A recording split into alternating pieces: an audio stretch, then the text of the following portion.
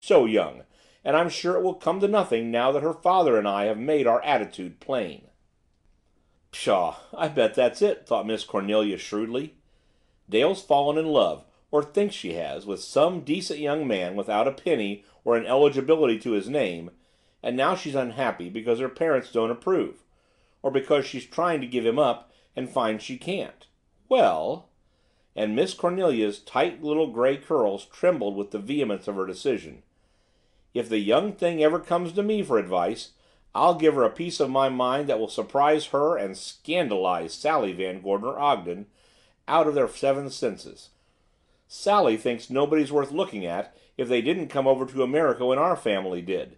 She hasn't gumption enough to realize that if some people hadn't come over later, we'd all still be living on crullers and Dutch punch."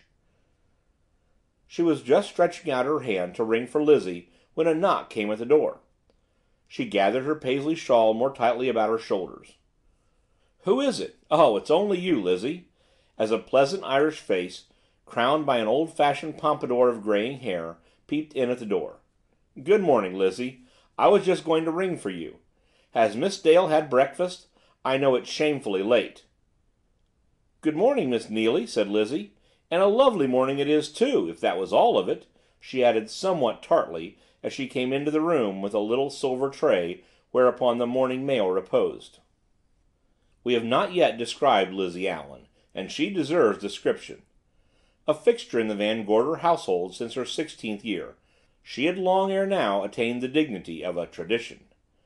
The slip of a colleen fresh from Kerry had grown old with her mistress, until the casual bond between mistress and servant had changed into something deeper, more in keeping with a better mannered age than ours. One could not imagine Miss Cornelia without a Lizzie to grumble at and cherish, or Lizzie without a Miss Cornelia to baby and scold with the privileged frankness of such old family servitors. The two were at once a constant and a complement. 50 years of American ways had not shaken Lizzie's firm belief in banshees and leprechauns or tamed her wild Irish tongue. 50 years of Lizzie had not altered Miss Cornelia's attitude of fond exasperation with some of Lizzie's more startling eccentricities. Together they may have been, as one of the younger Van Gorder cousins had irreverently put it, a scream, but apart, each would have felt lost without the other. "Now what do you mean, if that were all of it, Lizzie?" queried Miss Cornelia sharply as she took the letters from the tray. Lizzie's face assumed an expression of doleful reticence. "It's not my place to speak," she said, with a grim shake of her head, "but I saw my grandmother last night, God rest her, plain as life she was, the way she looked when they waked her, and if it was my doing we'd be leaving this house this hour." "Cheese pudding for supper. Of course you saw your grandmother," said Miss Cornelia crisply, slitting open the first of her letters with a paper knife. "Nonsense, Lizzie. I'm not going to be scared away from an ideal country place because you happen to have a bad dream."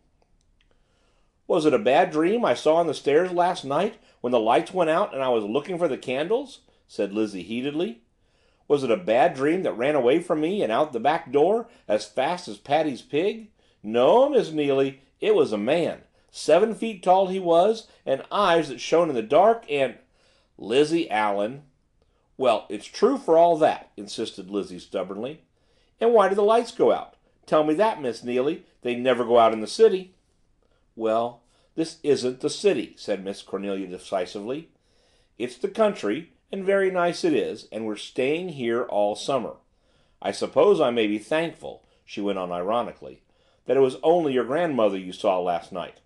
It might have been the Bat, and then where would you be this morning?" "I'd be stiff and stark with candles at me head and feet," said Lizzie gloomily. "Oh, Miss Neily, don't talk of that terrible creature, the Bat." She came nearer to her mistress. "There's bats in this house, too, real bats," she whispered impressively. "I saw one yesterday in the trunk room, the creature! It flew in the window and nearly had the switch off me before I could get away." Miss Cornelia chuckled. "Of course there are bats," she said.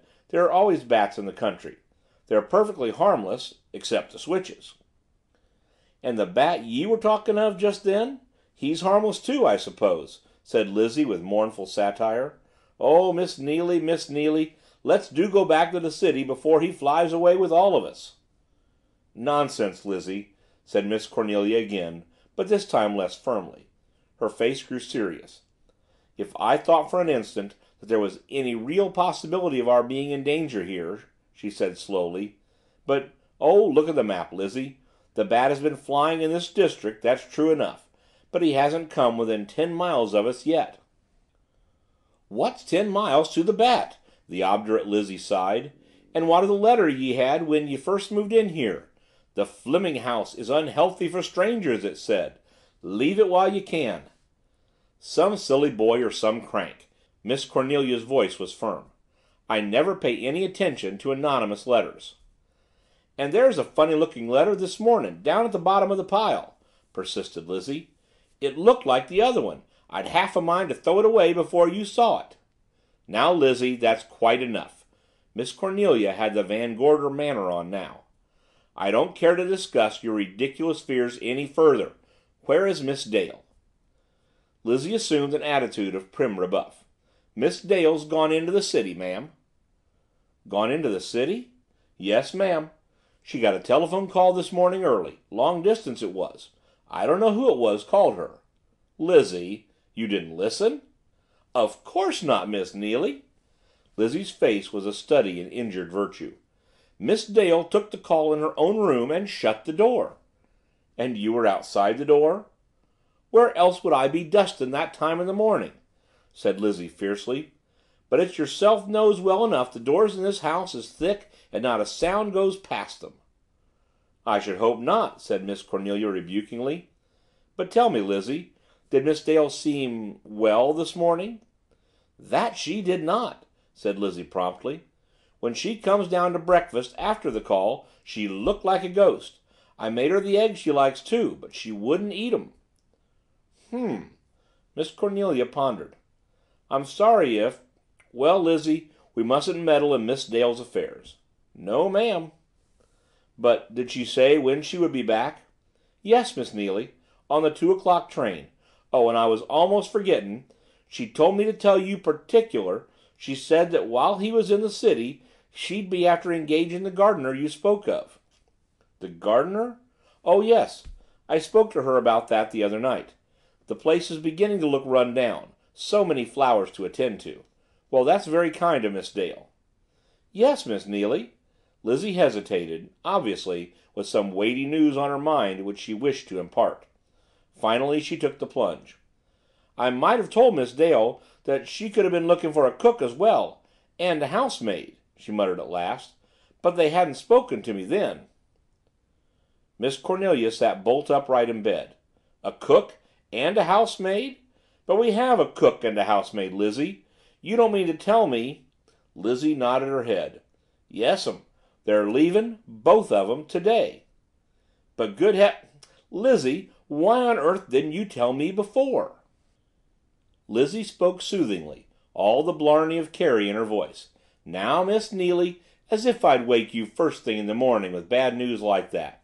And thinks I, well, maybe 'tis all for the best after all, for when Miss Neily hears they're leaving, and her so particular, maybe she'll go back to the city for just a little and leave this house to its haunts and its bats and—" "Go back to the city? I shall do nothing of the sort.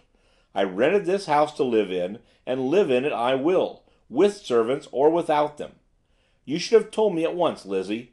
I'm really very much annoyed with you because you didn't. I shall get up immediately. I want to give those two a piece of my mind. Is Billy leaving too?" "Not that I know of, the heathern Japanese," said Lizzie sorrowfully. "And yet he'd be better riddance than cook or housemaid." "Now, Lizzie, how many times have I told you that you must conquer your prejudices? Billy is an excellent butler. He's been with Mr. Fleming 10 years and has the very highest recommendations. I'm very glad that he is staying if he is. With you to help him we shall do very well until I can get other servants." Miss Cornelia had risen now, and Lizzie was helping her with the intricacies of her toilet.